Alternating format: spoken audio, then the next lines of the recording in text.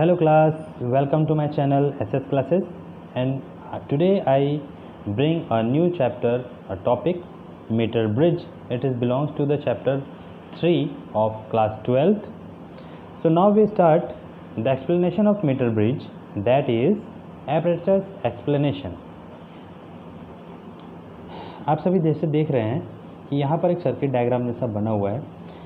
Blue colour के जो strips दिख रहे हैं ये बने होते हैं ब्रॉन्ज से, और इसमें जो स्क्रू लगे हुए हैं वो स्टील के स्क्रू लगे हुए हैं. ठीक है, ए एक इंडिकेशन है A, C, B and D. ये व्हीटस्टोन ब्रिज के बेस पे वर्क करता है, देयरफॉर इसमें A, B, C, D हमने वर्क किया हुआ है.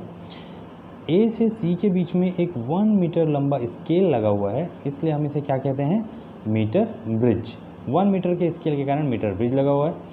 A से C के बीच में एक वायर भी लगा हुआ है जिसे हम टंगस्टन या कंटस्टेंट का वायर कहते हैं, जिस पर हम करंट कैलकुलेट करते हैं. ठीक है, A और D के बीच में एक रेजिस्टेंस बॉक्स लगा हुआ है.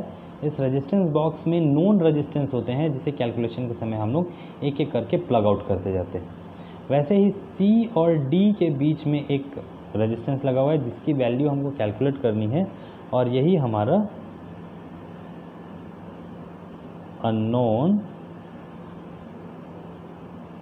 रेजिस्टेंस है. ठीक है क्लास, ध्यान दीजिएगा. अब R और S तो मिल गए, तो P और Q चाहिए, क्योंकि व्हीटस्टोन ब्रिज का प्रिंसिपल क्या है भाई, P/Q इक्वल्स टू R/S होना चाहिए. ये हमारा व्हीटस्टोन प्रिंसिपल है. ठीक है, सो A और C के बीच में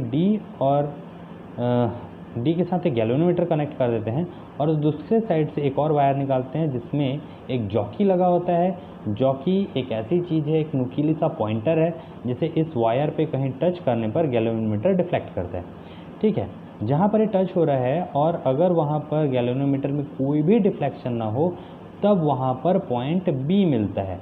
इसी पॉइंट को हम नल पॉइंट कहते हैं. Such point are called null point, where as the deflection of galvanometer is no response. Okay class, तो ये है इसका एक्सप्लेनेशन. वर्किंग बताता हूँ कैसे करना है. वर्किंग बहुत इजी है, लेकिन उसके लिए पहले हम लोग को ऑब्जर्वेशन टेबल को पढ़ना पड़ेगा, और ये है हमारा ऑब्जर्वेशन टेबल. ऑब्जर्वेशन टेबल में पहले रो पे है नोन रेजिस्टेंस R, दूसरे पे है रेजिस्टेंस P, तीसरे पे है रेजिस्टेंस Q, और चौथे पे है अननोन रेजिस्टेंस S. ठीक है क्लास, तो R, P और Q तो हमें नोन होते हैं, बट S हमको फाइंड करना होता है. उसका फॉर्मूला मैंने यहाँ पर लिख रखा है. कैसे होता है ये बताता हूँ. अब इसकी वर्किंग ये है कि सबसे पहले इस की को ऑन करते हैं. की को ऑन करते ही पूरे सर्किट पे करंट फ्लो होने लगता है. मीन्स A टू C के बीच में करंट फ्लो हो रहा है. ध्यान देना कि ये A जो है पॉइंट पॉजिटिव A से जुड़ा है, और C जो है नेगेटिव से जुड़ा है. इसका मतलब क्या है, पोटेंशियल ग्रेडियंट जो है वो A से C की तरफ जाते हुए धीरे धीरे कम होता जाता है, और एक टाइम में 0 हो जाता है. फिर कुछ समय बाद फिर वो धीरे से फिर बढ़ता है. ठीक है,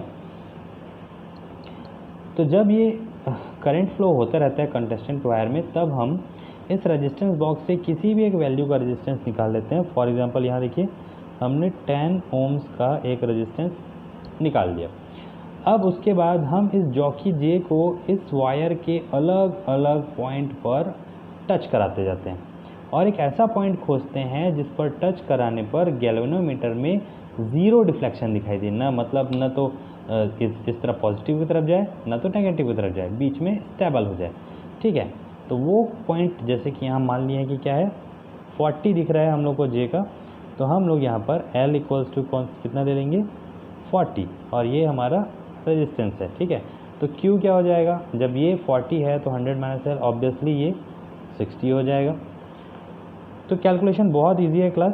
S इक्वल्स टू R की वैल्यू तो 10 है, और 100 माइनस L, इसका मतलब ये हमारा 60 है, और ये हमारा 40 है.